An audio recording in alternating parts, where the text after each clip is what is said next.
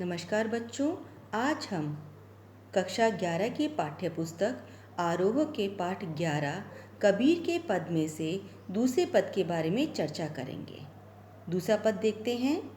संतो देखत जग बौराना, साच कहो तो मारन धावे, झूठे जगपतियाना, नेमी देखा धर्मी देखा, प्रात करे स्नाना, आतम मारी पखा नहीं पूजे, उनमें कछु नहीं ज्ञाना, बहुतक देखा पीर औलिया, पढ़े कितेब कुराना, कई मुरीद तदबीर बतावे, उनमें उह जो ज्ञाना, आसन मारी डिम धरी बैठे, मन में बहुत गुमाना, पीपर पाथर पूजन लागे, तीर्थ गर्भ भुलाना, टोपी पहिरे माला पहिरे, छाप तिलक अनुमाना,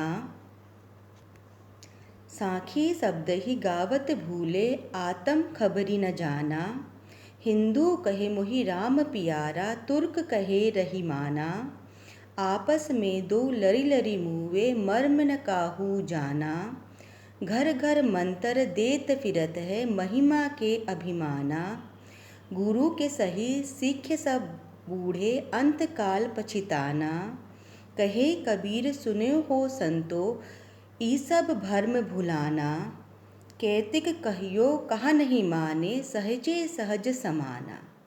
तो पहले कठिन शब्दों का अर्थ देख लेते हैं।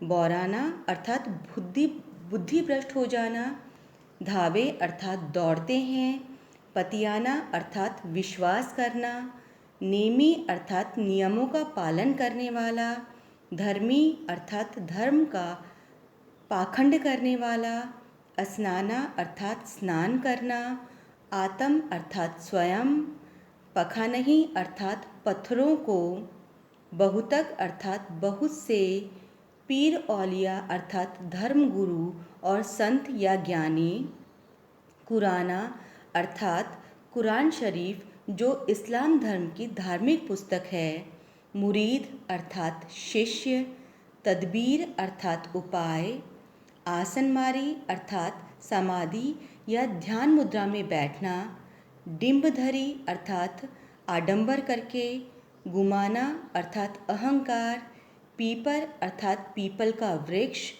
पाथर अर्थात पत्थर, छाप तिलक अनुमाना अर्थात मस्तक पर विभिन्न प्रकार के तिलक लगाना, आत्म खबरी अर्थात आत्मज्ञान, रहीमाना अर्थात रहम करने वाला या दयालु, महिमा अर्थात गुरु का महात्म्य, सीख्य अर्थात शिष्य। तो बच्चों पहले पहली पंक्ति का अर्थ देखते हैं।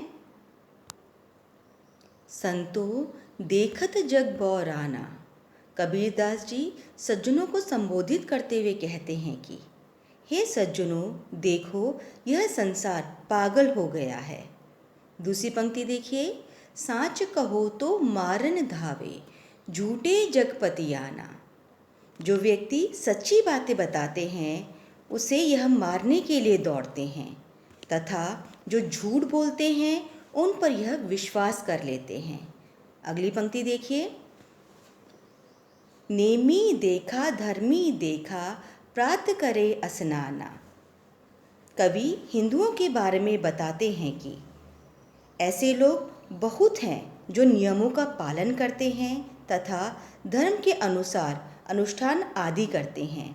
ये प्रातः उठकर स्नान करते हैं। अगली पंक्ति देखिए, आतम मारी पखा नहीं पूजे, उनमें कछु नहीं ज्ञाना।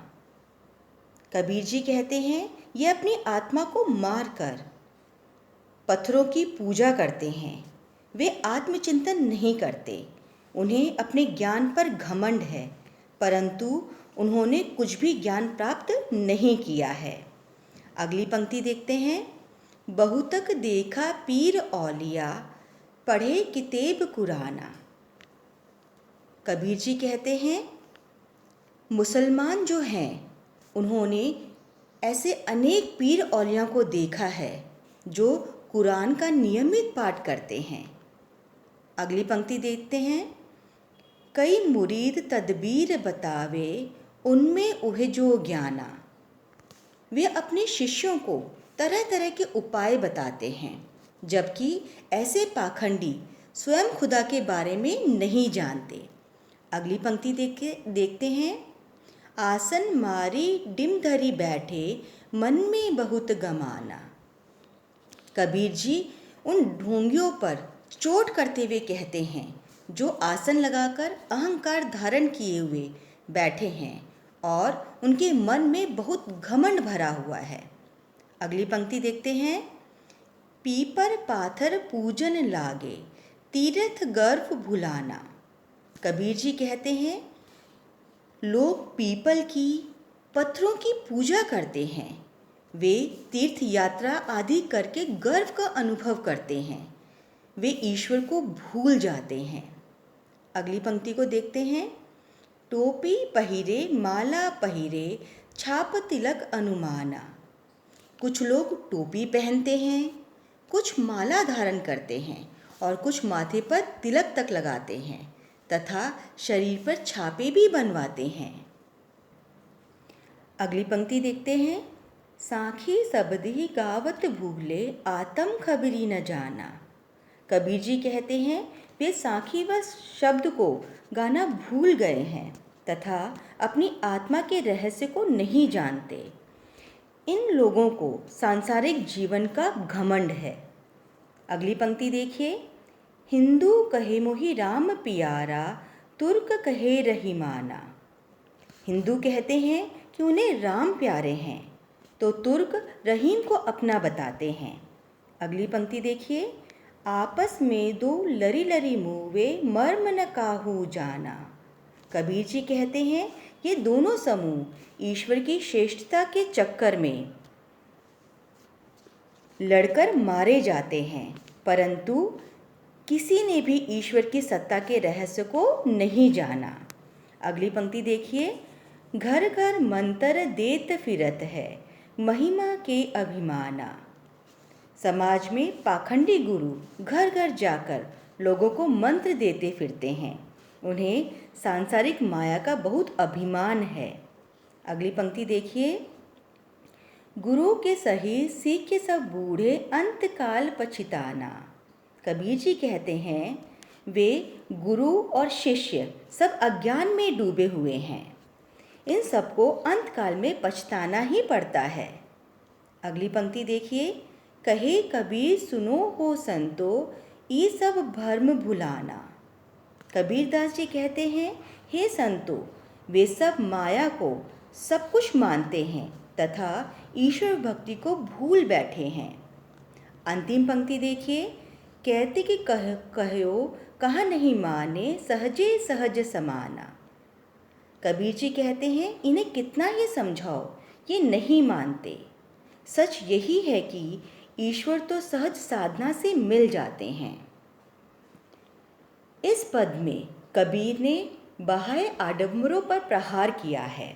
साथ ही यह भी बताया है कि अधिकांश लोग अपने भीतर की ताकत को न पहचानकर अनजाने में अवास्तविक संसार से रिश्ता बना बैठते हैं और सांसारिक वास्तविकता से बेखबर रहते हैं।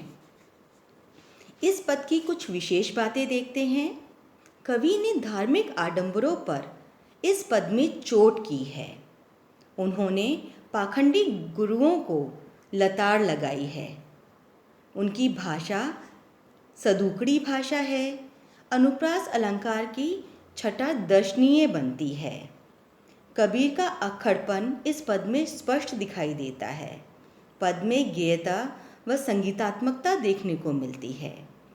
तो बच्चों, आज हमने कबीर के पद में से दूसरे पद के बारे में चर्चा की।